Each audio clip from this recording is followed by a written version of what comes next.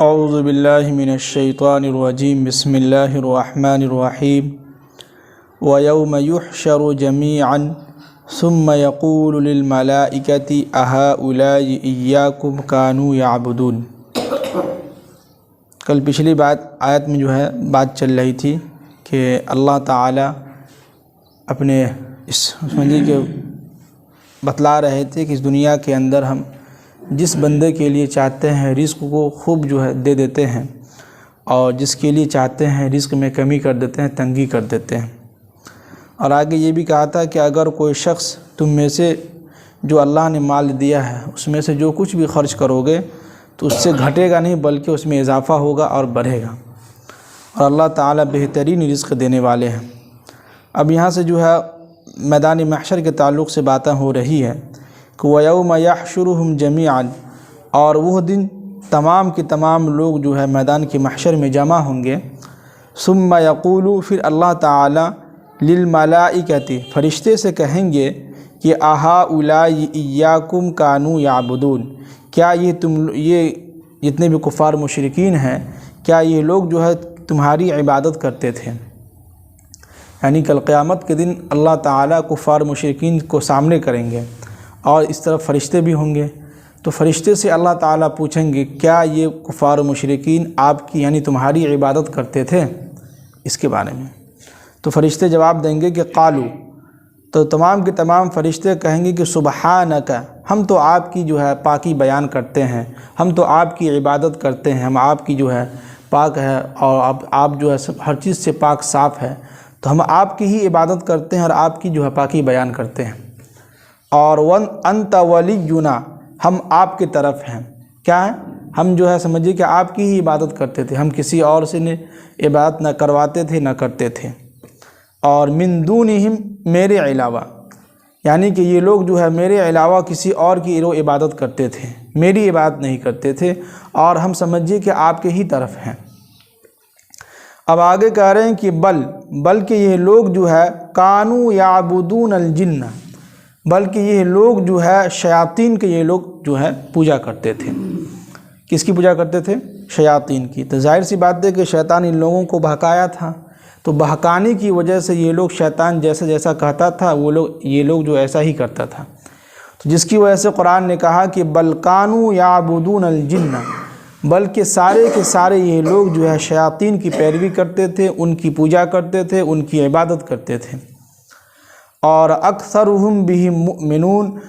اب آگے کہہ رہے ہیں کہ فالیوم، آج کے دن لا یملک بعضکم لبعض نفعا، آج کے دن تم میں سے کسی کو بھی اختیار نہیں ہوگا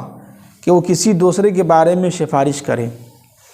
اور نفعا، نہ نفع پہنچا سکتا ہے، ولا ضرا، نہ نقصان۔ یعنی آج کے دن قیامت کے دن تم میں سے کوئی بھی شخص کسی کو بھی نہ کسی کو نفع پہنچا سکتا ہے، ولا ضرا، اور نہ نقصان پہنچا سکتا ہے۔ یعنی کہ آج کے دن کوئی کسی کی سفارش نہیں کر سکتا ہے، کوئی کسی کو بچا نہیں سکتا ہے۔ جیسے کہ کفار و مشرکین یہ مانتے ہیں، کہتے ہیں کہ یہ فلاں معبود ہے ہمارا، یہ کل قیامت میں اللہ تعالیٰ کے سامنے ہماری سفارش کریں گے تو ہم بخش جائیں گے، ہمارے گناہ معاف ہو جائیں گے۔ تو اللہ تعالیٰ صاف صاف کہہ رہے ہیں کہ اس دن ہم کسی کی بھی نہیں سنیں گے،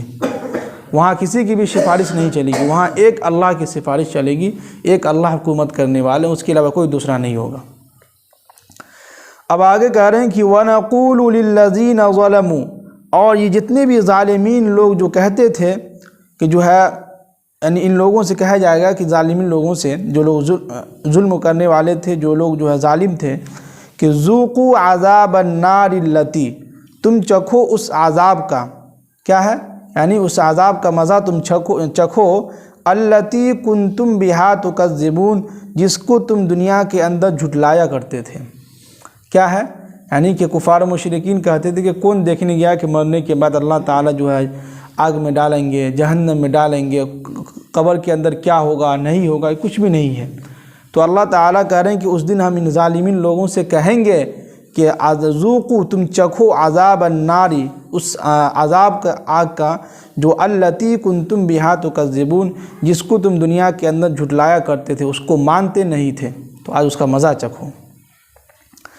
اب آگے کہہ رہے ہیں کہ وَإِذَا تُتْلَىٰ عَلَيْهِمْ آيَاتُنَا بَيِّنَاتٍ، اور جب بھی ان کے سامنے ہماری آیتوں کی تلاوت کی جاتی تھی، ایک دم کھلی واضح باتیں، کھلی باتیں کی جاتی تھی ان کے سامنے، اور قرآن پاک کی تلاوت جب کی جاتی تھی تو قالو، وہ تمام لوگ کہتے تھے کہ ما ھذا، یہ کچھ بھی نہیں ہے، الا رجل، مگر یہ شخص،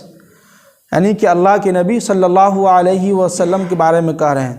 کہ اور یرید ان یصدکم، بلکہ یہ شخص یعنی محمد جو چاہتا یہ ہے کہ ان یصدکم عما کان یعبد آباؤکم،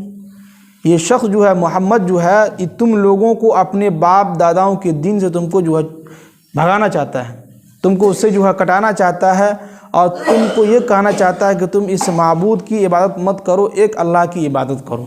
یعنی تم کو اپنے باپ دادا کے دین سے ہٹانے کی کوشش کر رہا ہے، یہ لوگ کہتے طعنہ دیتے تھے جی۔ جیسے کہ آج لوگ جو ہے دین کی دعوت دینے کے لیے جائیے یا جماعت کے تعلق سے ہو، تشکیلی ہو، تو لوگ کہتے ہیں کہ جو ہے آ گئے جماعت والے سب جو ہے لینے کے لیے، ہے کہ نہیں؟ تو دوسری بات، لوگ یہ بھی سوچتے ہیں کچھ لوگ اگر دین کے کام میں لگ جائیں گے، یعنی کہ جو ہے نماز وغیرہ کرنے لگیں گے تو پھر گناہ کے کام میں مزہ نہیں آئے گا، پھر گناہ نہیں کرنا ہوگا، تو یہ بھی لوگوں کے ایک ذہن میں سوچ ہوتی ہے۔ اب آگے کہہ رہے ہیں کہ وقالوا ما ھذا، اور تمام کی تمام لوگ یہ کہیں گے کہ ما ھذا، یہ کچھ بھی نہیں ہے، یعنی قرآن پاک کے بارے میں کہہ رہے ہیں کہ یہ کچھ بھی، یہ قرآن کچھ بھی کتاب نہیں ہے،